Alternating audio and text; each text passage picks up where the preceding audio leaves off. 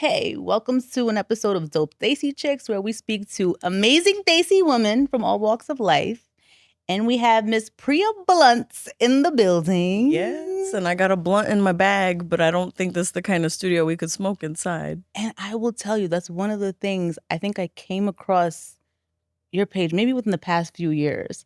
But then I saw your name was Priya Blunts. And I was like, whoa. I was like, oh, she's an Indian girl that could beat me up. And I never felt that way about an Indian girl in my life. I was like, and you're from Queens. And I'm from Queens, yeah. Whereabouts in Queens? So I grew up in an area called Belrose. I know, right by, because I went to St. John's over there. Oh, so you're familiar. And I work in Jamaica Hospital now. So okay, yeah.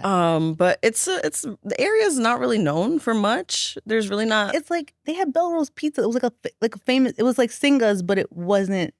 It wasn't like quite. It was like an imitation. It was imitation personal pies. Yeah.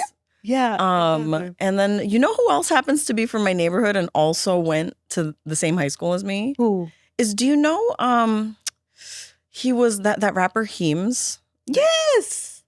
Yes. I've been trying to. I'm like, Heems, why don't we hang out? Why don't we fucking hang out? Because like he's from the same neighborhood as me, and then we also both went to Stuyvesant High School. That's so random. The commute was insane. So if anything, we can at least talk about how insane that commute was. Yeah. Okay. So every single day. This is also a random thing. He's actually. I had a, Bubba. I don't know Bubba the Paint. So she was friends with him. So they had went out to. She was staying with me for a week. So he actually came to my crib one time before. Stop. And I was like, what? Oh, you Heems? It was so random. But he was impressed with my hip hop collection. So I was like, yes. And him and Mamdani are boys, and I'm like, why am I not that connection? And Mamdani's also like a specialized high school brown kid. Like what? How? And he's the same age bracket as me. I'm like, we should be that's like friends. The same energy circle. Oh my goodness, that's crazy. So you grew up, born and raised in Queens. Born and raised in Queens, yeah. And your parents are from where? My parents are Indian. My parents are both Indian. Sometimes people don't believe that. They're like, you're not like mixed or no. I was watching some of your stuff and I saw so many different where people were just like, oh wait, what? And you're like, no, I'm Indian. Yeah, full Indian too. That's sometimes people are like, oh, are you West Indian? And I'm like, nope. People say that to me too. Original, not the remix. That's what I like to say. Yeah. Where from India are they from? They're from Gujarat.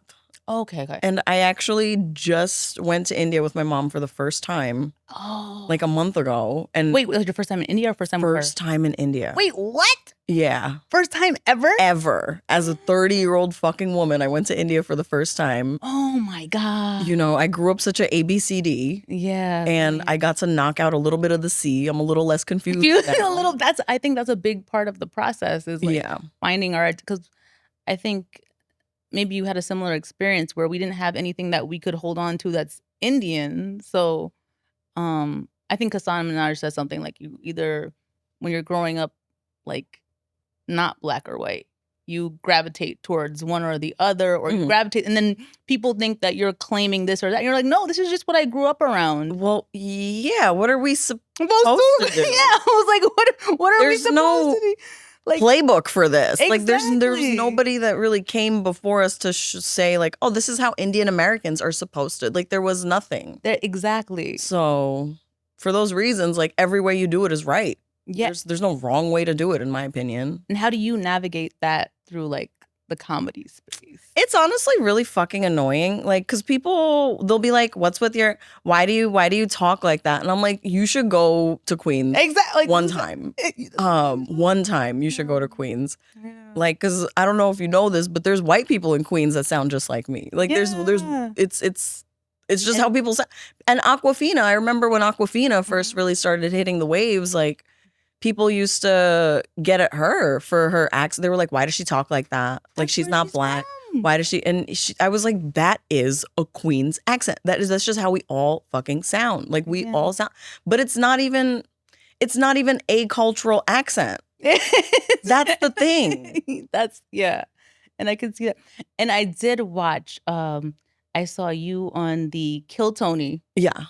which, okay, I will say, like, when I saw that, I could feel like the whiteness coming through the screen of masculine, like, white energy. They're masculine white energy, right? Not mine, right? No, okay. no, no, no, you are not masculine white energy at all. But I was just like, oh my God. Like, I couldn't even imagine, like, being, like, how do you even step, like, how do you feel? Like, do you feel anything when you're walking into it? Do you feel when you're in it? Like, how is that? I'm not gonna lie, I feel powerful stepping onto that, as I should. Yeah. As I should, because their whole thing is to try to, people shrink under that kind of. And you held your own. Like, I thought that was so beautiful. Like, I've been holding my own. Yeah. I'm from Queens. I could do anything. I know. Wait, and okay, so backtrack, but how did you start in the comedy? You do comedy and produce, right? I do comedy. I do stand-up comedy. That was like the first thing. And then I started jumping into like producing events. And now, you know, I produce events. I produce comedy events, comedy and cannabis events. I host things. I create content. Like it's growing. Like, but how did you get into comedy to begin with? Honestly, it was kind of not a mistake. It was an accident. Let's call it happy accident. So I was originally trying to take like a screenwriting class. I just knew that like there was something so specific about my perspective.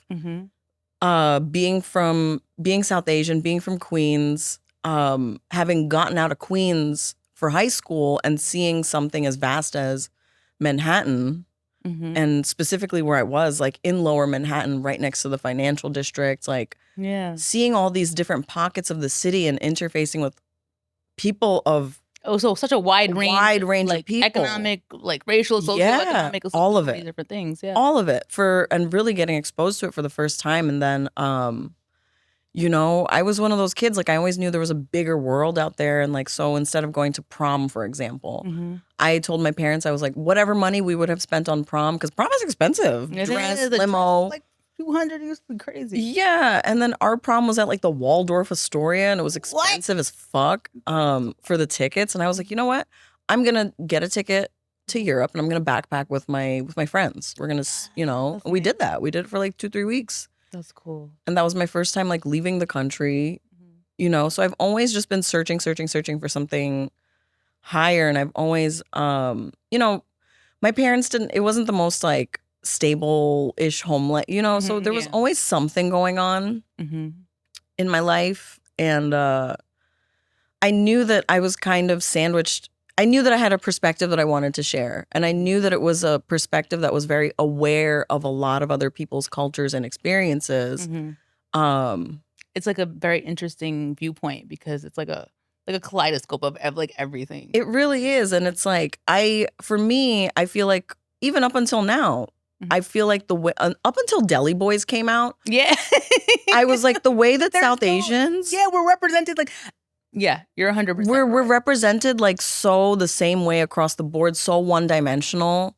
And I'm like, it's so one-dimensional. I'm like, can we at least get a 2D character? Yes, it's not the same. And like, no disrespect to anything, but there wasn't something that I know a lot of us could relate to, where it's just like, no, we're not all like that. Nerdy and submissive and like just like. And just like, you know, but that's what the ultimate goal is us to have representation in every facet, like of every personality, every little way.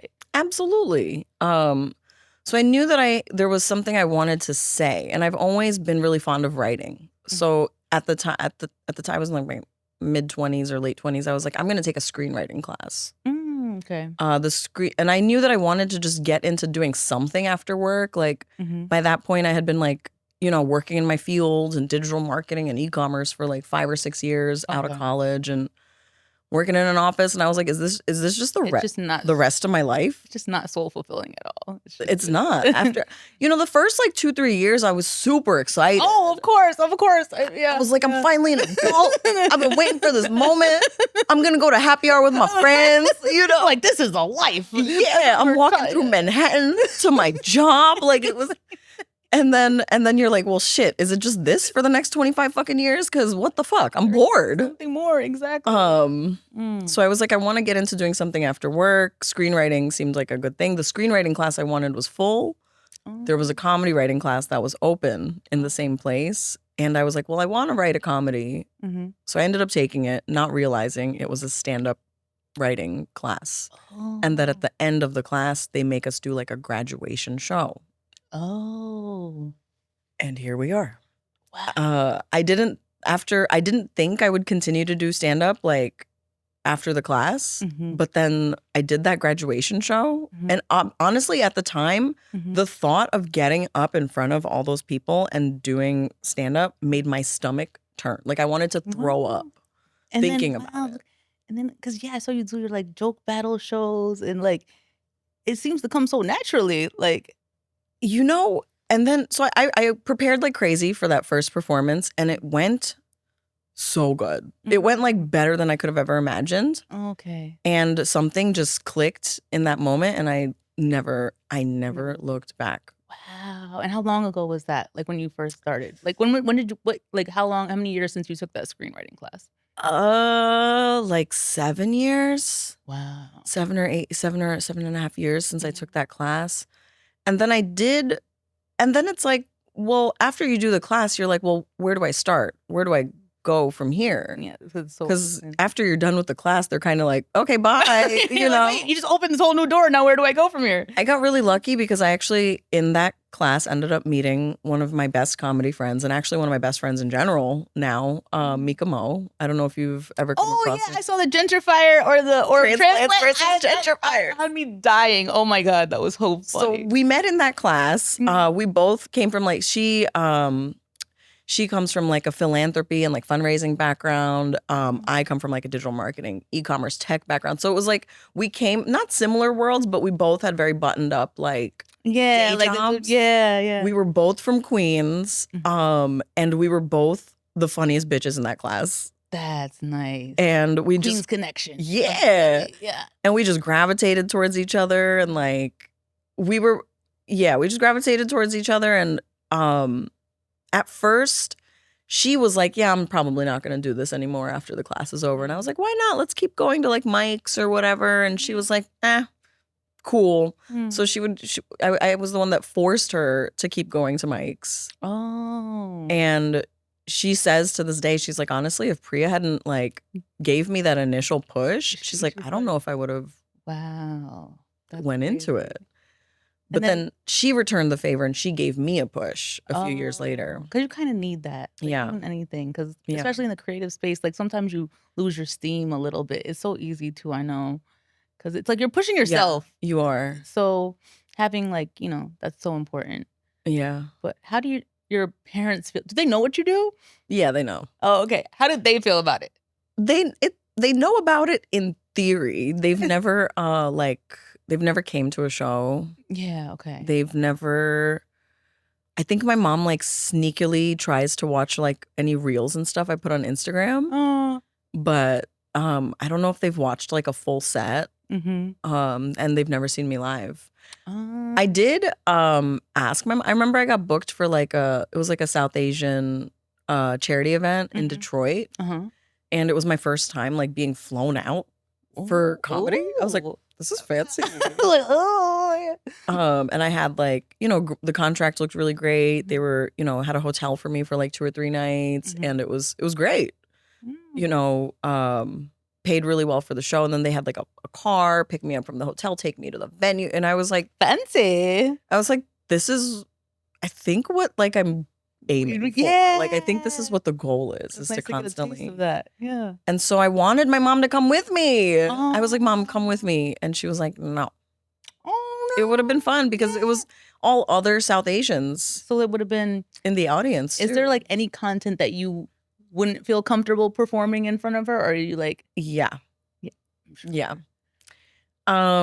I do some very, let's call them blue jokes. I do some yeah. Okay. I definitely do some like blue humor about my ex-husband and my marriage. I talk extensively about my sex life sometimes. And I don't really need just like, Mom, just like put some earplugs in for this segment right here. I feel like she would get more offended probably at the jokes I do about her than And you also talk like openly about your ex-husband and you speak fluent Russian? I do. I saw that. I was like, wait, that's like fluent. That was crazy. You just dropped it. I was like, pretty fluent. Like a handyman came to my parents' house like last week, and he happened to be Russian, and my mom was like, "Oh, my daughter speaks Russian," and I think he thought she was like bullshitting, and then me and him now we're just having a full conversation in Russian, and he's like, "What the fuck is going on?" Did you pick it up naturally, or did you take lessons? Like, how did that happen? It happened kind of just like naturally over time. You know, I had a lot of friends that were Russian while I was in high school, and we used to smoke weed, and I used to have a little notebook. So we used to get stoned, and I would pass the notebook around, and I would tell them like, okay, write me a new word today. Wow. Write me a new word or a phrase and how to say it phonetically and what it means. Oh, so you had like a real paper Duolingo before Duolingo. Absolutely. Wow, that's so cool. And so I started slow. They gave me all the curse words first. You know, of course. as people do. Yeah. And then I started with like really basic phrases. And then you just keep building and building that vocabulary. And then before you know it, you're watching a Russian movie on Russian television with somebody's Russian grandma. Like it's and then that's how most people I think pick up a lot of people pick up Hindi or other things from like the Indian serials. Yeah. For sure. I mean, my parents don't speak Hindi at home, so that's how I picked up Hindi, but because they speak Gujarati. Oh, okay. I speak Telugu. Nice. Also, do you know Vishnu? The god? No. Well, he's from New Jersey. It's definitely not a god. But yeah, no, he's another comedian. He's also Telugu. He's from New Jersey. I thought maybe, yeah. He's on Godfrey's podcast a lot. I was about to say, I did see him because he has an accent like a heavy one. Yeah, I didn't know he was from Jersey. Yeah, he lives in Jersey. Oh wow, I always thought that was interesting. I was like, how did that happen? I was like, I think they met just out, like doing shows. I know that they were both at the Cellar for a little while, so maybe. And I know that Godfrey loves to have in-depth conversations about like race and religion, and Vishnu's very knowledgeable. Yeah. I did see there's like some heated conversations. There's some shit. Oh, like, damn. They're always stirring the pot and adding new spices. That's what they do on that podcast. So, like, what is like a day in the life of you? Girl, it's a lot of balance. Because at the end of like my parents they're not obsessed with what I'm doing. Especially since in like the last 6 months I decided to try to see if I can just be a comedian, event producer, content creator, like all those things full time. Acting also has been thrown in the mix. And I'm just trying to see if I can make all of those things work. Yeah, I saw you did background in 2 shows that I saw. Elspeth, that's my favorite show to watch. You saw me in Elspeth? No, I saw you did it. I want to go back in the episode. What did you do? Like, what was that like? Oh, it was so fun. So it's rare that I'll go back and watch the show and see if I'm in the scene. Oh. Sometimes it's like hard to find, and usually with background, like you're not really gonna be. Oh, okay. Seen. But it's like must be fun to be like on the set and like see. Oh, it's so fun. It's so cool. My favorite set. So do you know Survival of the Thickest? That's the second one I was gonna say. So that season just came out. Yeah. Like last Thursday, and I definitely went through the whole thing like a crazy person trying to find my exact scene, and I found it. Oh, I found it. So it's like I'm on the screen for like 5 seconds. Send me the timestamp. I got you. I want to see that. Because I love that show. It's so relatable. Yeah, it was funny because like I know Tone Bell. Okay, yeah. Because he lives in Austin half the year. Okay. When he's not shooting, and so in the Austin comedy scene, he's like just around. He's around and about, And so I saw him on the set, and he walks onto the set, and he's like, "What are you doing at my job?" That's so funny. And you're like, and I was like, "Actually, today it's my job too." Oh, nice. So who are some like comedians that you've looked up to, or like growing up or now? Both. Definitely Russell Peters. Of course. Absolutely. Definitely Russell Peters. The thing is, I loved who was that old lady that used to talk a shit about everybody's clothes? But she passed away. Oh, I don't even know who that is. What's her name? I didn't know there was an old lady comedian. She. It'll come to me in a second. It's gonna be one of those things where I blurt it out. Wait, she does it in English? Yeah. Oh no, I don't know who that is. Remember she had that TV show where she would talk shit about everybody's clothes? No, I don't. Joan Rivers. Oh, I was thinking a brown lady. I was like, I do not know a brown lady. I just remember watching Joan Rivers. She had a personality. Oh my God. She did. Yeah, she did. I just remember watching her on TV as a kid, just being like, why is she so fabulous? And why does everybody let her talk all this shit? She would get her, but it would come so naturally. Be like, how did you think of that so quickly? That's so true. Okay, so what are your like short-term and long-term goals? Short-term goals. Short-term goals is make enough money at all of these things to have my own apartment, which seems like the most. I feel like I'm living my life backwards because in my 20s, like that was not an issue. That was because you were probably like living like life in reverse, kind of a little bit, like had everything, and now you're experiencing all of like I had the office job, the 401k, the man, the apartment, the travel plans, like all the things that we're supposed to on paper have. Yeah, and now I'm just like doing gig economy stuff. I'm like, what the fuck is happening in my life? But yeah, I think that's my short-term goal would be have my own apartment, no roommates, nothing. My own apartment, fully funded by comedy. Where would you want your apartment to be? Oh, I really do love Bed-Stuy. I'm not gonna lie. He's from Bed-Stuy. Like indigenous to Bed-Stuy? No. That's a transplant or question.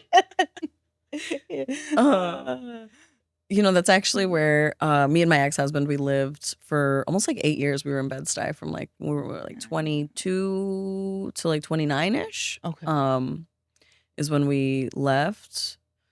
And I really like the area changed a lot since we left. We left like a year or two into the pandemic. Oh. And we started traveling. I had a great fucking life before I got. I mean, I still have a great life, but yeah. Can I ask like why you got divorced? Is that okay to ask? Yeah, I talk about it in my set. Okay. So we were living an adventurous lifestyle after we got married. So we were high school sweethearts. I met him in high school. Okay. Honestly, I thought we were gonna be the power couple that took over the world. Because he was super smart. I was super smart. We were both super motivated. We both had this like mix of like left brain, right brain going on. Oh, so just like it really did click. Both water signs. I don't know much about signs. I just you don't do astrology stuff? I just know I'm a Libra. That's all I know. Oh. Yeah. What are you? I am a Pisces sun, but I'm a Libra moon. Oh. Which is why we're recording this at night. Oh. I'm just kidding. I'm kidding. 777. When you said that, I was like, I thought the same thing. I was like, whoa, that's crazy. Yeah. So after we got married, I was like, we've been together for so long. Like, I was always the person that was like, knew that like after a long time, like you got to keep things fresh. You got to keep things fun, fresh. Not just for him, but also for me. Yeah. So 100%. That's why travel became such a big part of like our lives, is because, you need to be stimulated. Yeah, so if you're not constantly being stimulated by your partner because, you guys have known each other for so long, it gets so comfortable. Change the environment. Yeah. And now you're both stimulated and now you're both like vibrating. Oh yeah. At a higher level. Yeah. So another facet of that is that I was like, we should get into like doing like some threesomes and stuff. And we had went to Burning Man and we had met this couple that like was doing them successfully for so many years, and their love is just so beautiful to watch. They're still together. I heard Burning Man is crazy. It's fun. Yeah. It's a fun time. Yeah. Nice. And honestly, people think you have to be on drugs to enjoy it. You really don't. You really don't. I came across like massive like groups of people that traveled internationally to come and just like spectate and like, but without doing any drugs at all. And everybody has a good time. Nice. Okay, so then what happened? So we were doing the threesome thing, very successful. So it was one of those things where I had seen this couple do. And that we had been in such close proximity to this couple living this lifestyle during Burning Man, and it looked so interesting. It looked so fun, and but you could see how strong their unit still was. That it wasn't like, okay. So it really opened my mind to like this alternative lifestyle. Okay. And that there is a world in which everything doesn't have to be so black and white and cookie cutter, and you can make your own rules. Life is a make your own rules kind of thing. People think you have to follow the rules. You really don't. No. And we were raised to think that. Like, yeah. Okay. So I was like, let's try it. So we started slow. We started like where it was like one drunken night, and I was having this vibe with this girl, and then we started making out, and then he was standing next to me, and he's watching this happen, obviously super happy. He's probably like, oh my God, let's go. And she, where everybody's just kind of vibing, and then there was this moment where like I pushed them together, and it just happened, and that was me trying to test like how jealous am I.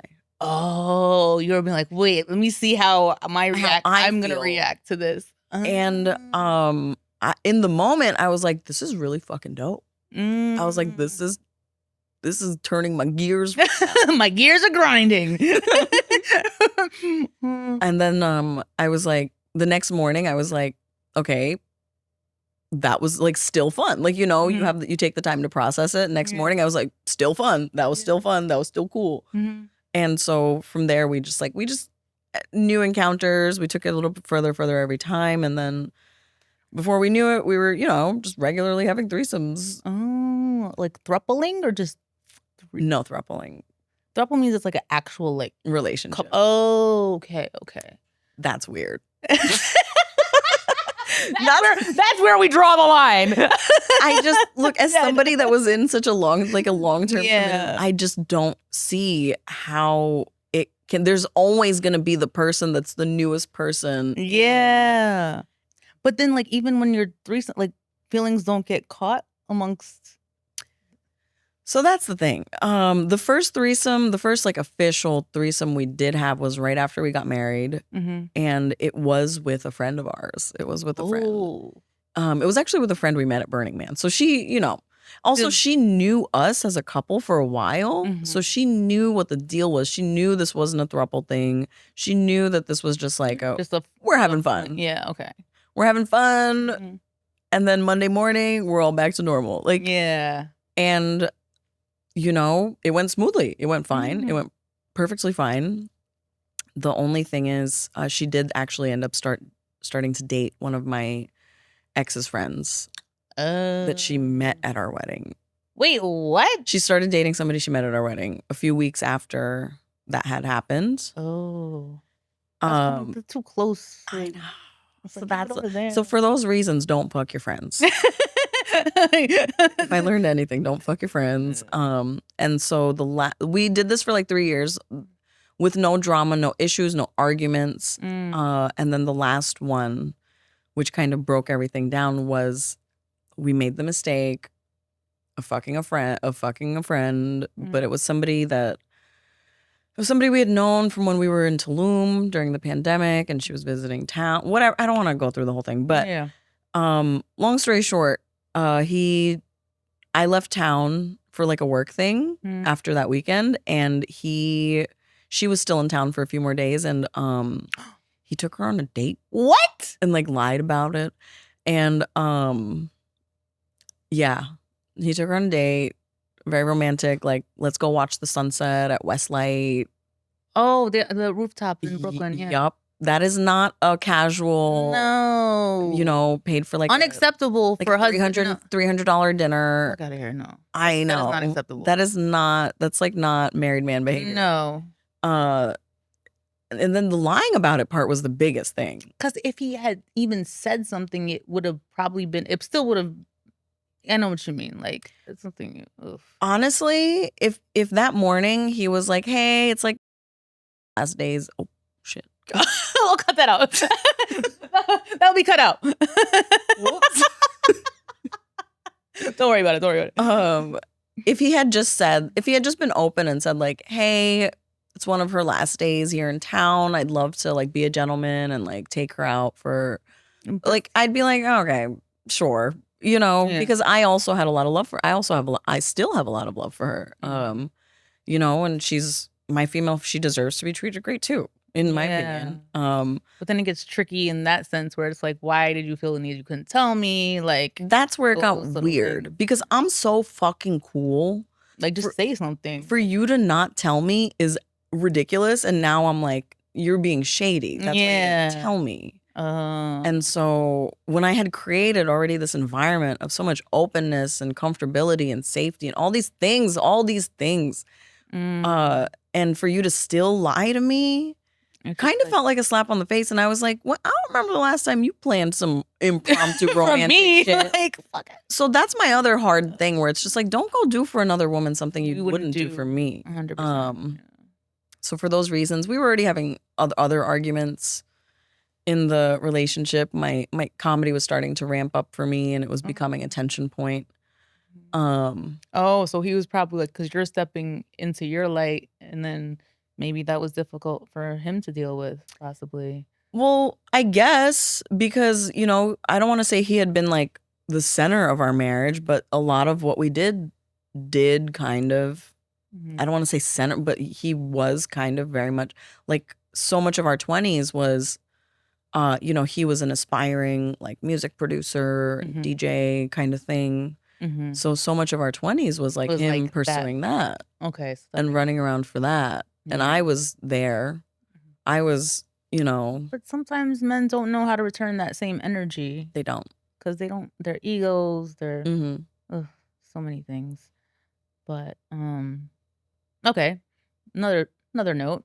How do you feel about the Indian community supporting you? Do they support? How do they support? Like, because me myself, I found difficulty in that and finding support. How do you feel like in that space? Like, do you feel like you're getting like support from them? Yes and no. It's crazy because I feel like the most support I get from the Indian community is from absolute people I don't know.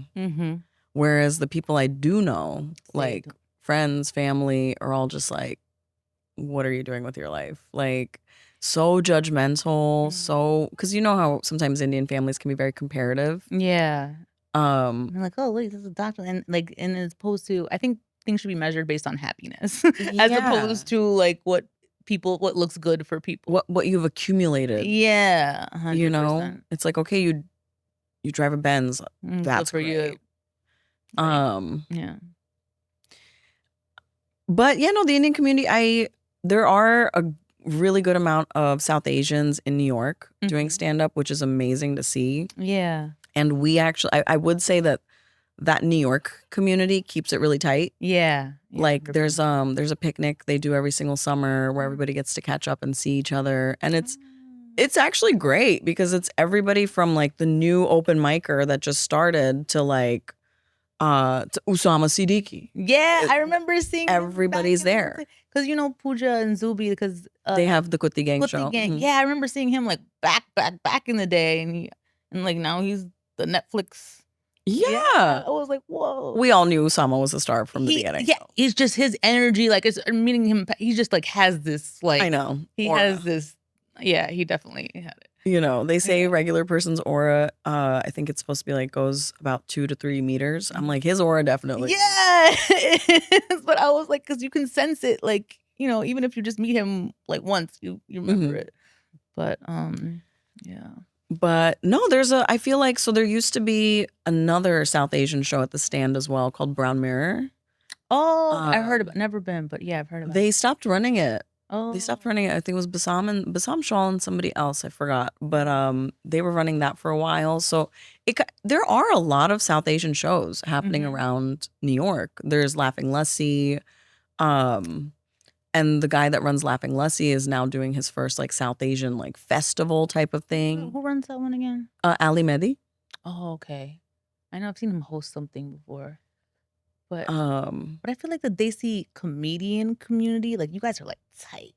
I mean, we kind of gotta be. Yeah, you guys like hold each other down. As we should, because the thing is, I feel like there are once in a while you'll come across this person and you want once in a while you'll come across somebody that you're like, why are they being weird with me? Yeah. And you know how, and back to how families can be so comparative and competitive within ourselves. Yeah. Sometimes Desis don't know when to shut off the comparison, competitiveness. It's like just be thing. Yeah. 100%. And honestly, like even in roast battle, for example, right? Like, I don't even want to compare myself to her because she's way beyond me. Like she's killing it way beyond me. She's like done roast battle at Netflix as a joke festival. Like it's a different thing. It's a different thing. Divya Gunasekharan. I've probably seen her on scrolling. So people are always like, oh my God, 2 Indian girls in roast battle. Oh my God. And I'm like, what is so oh my God about that? That's annoying. It's like, why can't we just be 2 people battling? It's like, you know, they made us battle each other one time for this Asian festival. And I will say the entertainment value was peak because we're so different. And that's what's cool because I saw you were battling some like white guy who's from Africa. But it's also like the jokes, like you already know they're gonna come with the same Indian jokes. So when 2 Indian are battling each other, then you have to come like even harder. You do. Yeah. Because you cannot you cannot make the kind of Indian joke about like curry or like like you smell like this, that, like okay. Like you know, you have to step your game up to I was a little bit more, I want to say, because that was like 3 or 4 years ago, almost 3 years ago. So I want to say I was a little, at the time, it was very much obvious Divya was going to win. I would say even now, if we were to battle, it's still it may be a little bit more evened out by now. But it helps you like sharpen your pen, right? Yeah. Like, when you know you're like battling. But I don't understand why sometimes South Asians can still have that like mentality of like, oh, we're competing with each other, because like ultimately we are and we're not. We are and we're not. We are because some of the way some of these clubs are set up is it really does feel like a checklist. They're like, okay, we have 1 Indian girl, we have 1 Indian guy, we have, you know what I mean? Yeah, very like token, like we need to meet this quota. Yeah. So for those like token spaces, yeah, sometimes there is only 1 or 2. Yeah. But for every other opportunity in the world, like, you know what I mean? Yeah. And I also, you know, and then people look at it as like, okay, for acting roles, how many South Asian acting roles are they writing? But I'm ridiculous because I will go after all the roles. I'm not going after just South Asian roles. Yeah, that's what's good. I'm going after roles where they, if they write open ethnicity, I'm like, that could be me. Exactly. You know? And we need that representation. Yeah. Because I think especially for kids growing up, they need to see that, to know that you don't have to be put in a box. Like you can be anything you want to be. Like, and actually, you know, people they're always like, you got to know your why. I think like in any kind of creative endeavor that you really are like, I feel like I doubled down on comedy a few years ago and now I'm 10 toes down now. Wait, what is your why? My why comes down to that. Is like growing up, I always felt like there was no place for me. I didn't feel like anything I was doing was right, or I always felt wrong for just existing the way I was. 100%. You know? That's so relatable. For being like a rebellious kid and for, you know, starting to smoke weed and like, oh my God, what's my parents gonna think? You know, even dating outside the culture. Like there's so many things. Yeah, I have an issue with brown men. It's just like I used to like want to be like, oh, because I'm Telugu. I was like, maybe, and back in the day, I was like, maybe, because then I want to preserve my language. And I was like, you know what, you can preserve language otherwise. But the condescending attitude toward which brown men speak, even if you have more knowledge about any topic, they will still find a way to like, I don't know how to describe it, but it's just very like, I get very frustrated with them. Yeah, definitely. Yeah. And after going to India, I realize how they're the worst. But ultimately, like my why is showing and not just for the next generation coming in, but even to show the rest of the world, that we're not so one-dimensional. Yeah, like, and that's the thing. The representation that does exist doesn't represent all of us by any means, but still, that's so true. And I think like Indian people, being the model minority, need to combat this respectability politics that's happening 100%. within our, like, we're dealing with respectability like it's respectability politics all over again. With the model minorities. And it's like an oxymoron. It's like, let's get it together. Sometimes people think I'm just like this, like, weed smoking, roast battle joking, like, no, but there's a lot going on. So when you have like do you like write your thoughts out throughout the day? Like, I'm sure you have like a mile a minute thoughts. I do. And I've found that when I'm able to most purely capture that mile a minute thinking, is some of my best bits come from that. Oh. And what's your process? You write it down, you type it, you just write it down as soon as paper and pen, or like phone. Oh, okay. Oh, so you're feeling Yeah. Oh, okay. Yeah. Oh, okay. It's so unorganized, this note section. It's just, I have to actually sit down one day and like put it in certain spaces. Yeah. Okay, you said short-term goal. What's your long-term goal? Long-term goal. So definitely want to be touring. Touring would be awesome. I want to actually get back to screenwriting, which is, which was square one. Yeah, that's how you started. That's how this all even started.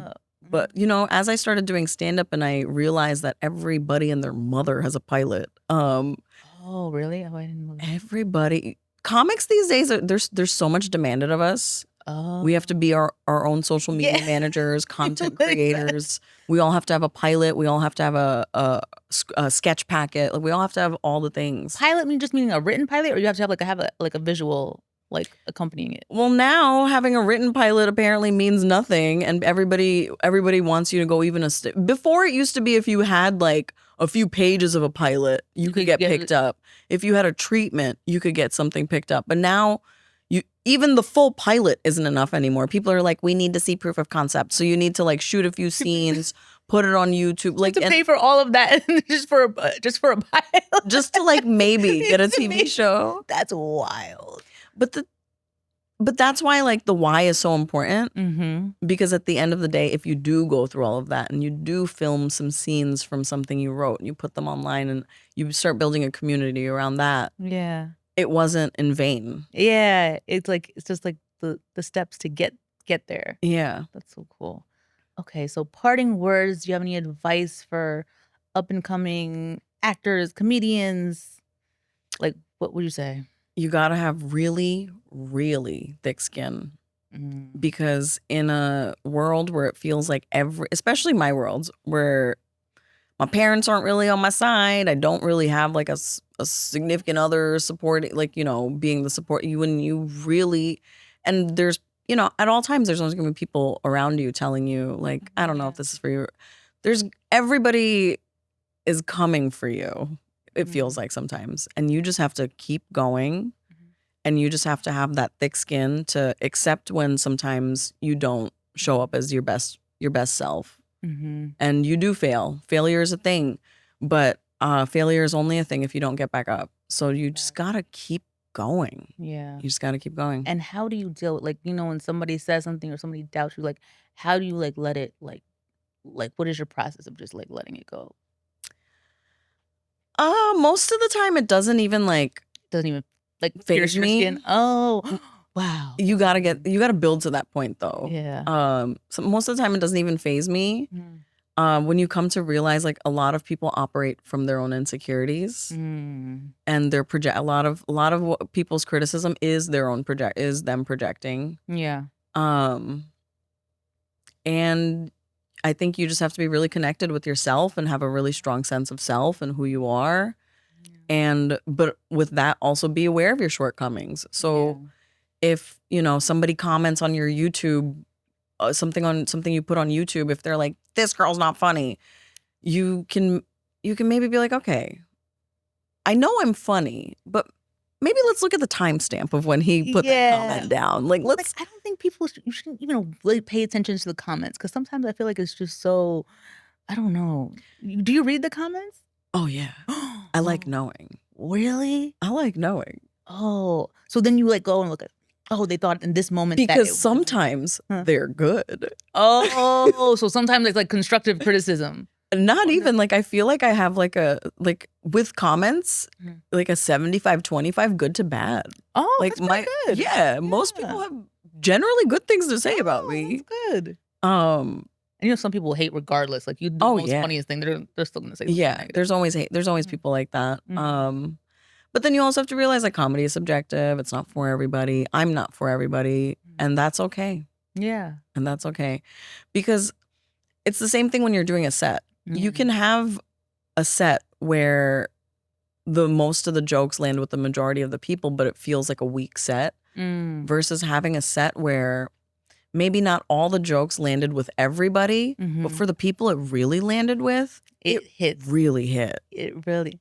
And then do you like, so it's great because so different crowds, you have to like maneuver differently. Yeah. So in your brain, are you like, do you see the crowd and then you're like, oh, okay, I'm going to run through these or like. Absolutely, yes. Oh. Like if you see it's a lot of couples. Then you have to go to a certain. You go a certain little direction. You can't hit like those like. If it's a lot of Indian people, I go in a whole different direction. And you have it like already in your brain, like ready to go? Not necessarily. Usually I'll come to a set with like a little bit of an agenda. But if I see, I like to at least get there for at least like one or two comics before me just to kind of get a feel for gauge the audience. And if I see like, oh, it's a South Asian crowd, but they're fun, I'm like, fuck it. Let's try some of this stuff. Oh, nice. That's cool. Anything else you want to say to the people? Thank you so much for having me. You're so wonderful. I can't believe this is the first time we're meeting. I know. It's so random, right? Super random. But it was really nice to meet you. And I love that your why is like my why also. Like I just want us to be represented, show our light, positive energy, everything. That's all. Oh, I think another thing we need to start doing as the South Asian community is we need to start reclaiming our culture and ripping it out of the hands of people that are trying to actively whitewash it. Like, actively. You're not supposed to have that much turmeric. Like you're just supposed to have a little. You're only supposed to have like little. It gets toxic to your liver if you consume that much turmeric. Like it's. I can't even like. So I came back from. Oh, sorry to keep going. No, go ahead. So I came back from India and I used to work for like a luxury bedding company. Bedding? Bedding, like home goods and bedding, like sheets and pillows. And I knew that he was producing a lot of the stuff in India. Yeah. And it was like, white guy goes to India, gets inspired, as they all do. Yeah. And colonizers. And he was, he was designing stuff and then getting it made in India. After I went to Jaipur myself, which is where he got a lot of the stuff made, I was like, oh, so you just stole the whole city's swag. You don't design shit, motherfucker. And then monopolize and then now it's in vogue. That's like, what the actual fucking fuck? I do plan to, I worked there for like 6 or 7 years and they fired me in the most savage way because I was traveling for comedy. I worked from home though. They fired me in the most savage fucking way. So I do plan to come out with like your own content where I expose this motherfucker to the ground. They do that for all of our stuff. Every single the clothes, but like Banaras saris, like it's literally made on a loom with the real silk, and you see, and these people are losing their livelihood. Yeah, and people are just like, yeah, you're 100. We need to reclaim ours. We need to start being loud about it. Yeah, we've been too passive about it. Agreed. It's a process, but we'll get there one day. I think we will. I think we will. Yes. Well, thank you so much for joining. This was so great. Yes. I don't know a good sign off. Oh, usually they have people do like the where you could find them. Oh, where can we find you? So you can find me all over the internet. You can follow me on Instagram at Priya Blunts. I have a really great comedy weed show coming up at Tyson 2.0 in Brooklyn. That's on the 16th of July. Oh. And you can check out some of my merch at priyablunts.com. Yes, I saw it. It's so cute. Yeah, thank you. Yes. All right. Bye, world. That's a sign off. Okay.